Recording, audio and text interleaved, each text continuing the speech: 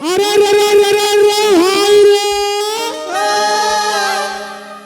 रग माते रग रसिया रे सगी औ छापर माते गाय हो औ भरत वारी राउत मातर सगी डौकी लइका नि सुहाय हो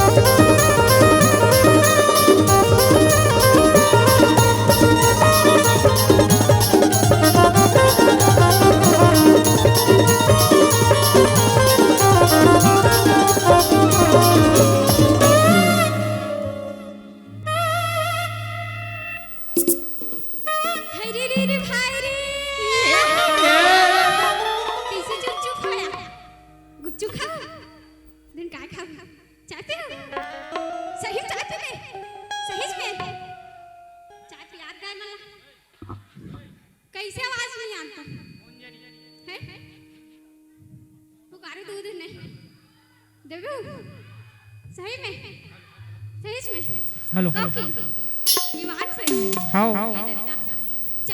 अरे रे रे भाई रे कबीर खड़े बाजार मेरे संगे ये है और सबसे मांगे खारो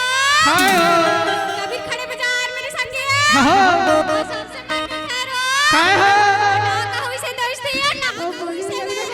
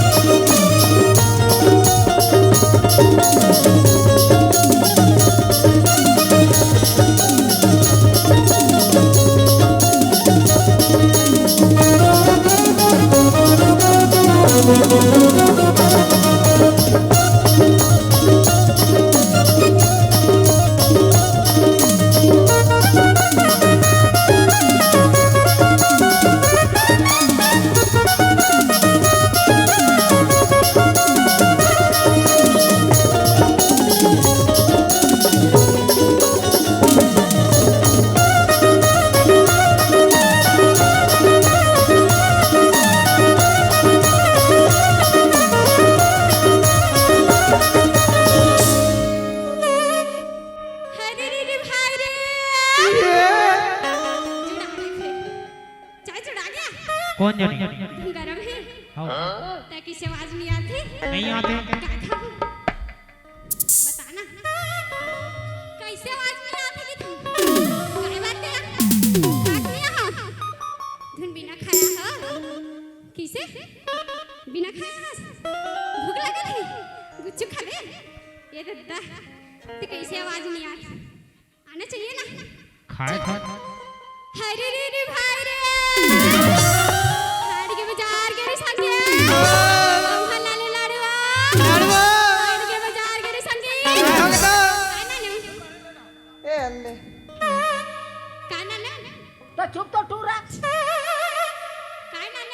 करौंदा ना है रे बैरी भाई के भुला गए हाट के बाजार के रे संगी औहा नाले लाड़वा हाट के बाजार के रे संगी औहा नाले लाड़वा ओ एक लाड़ू मार परे राम राम साड़वा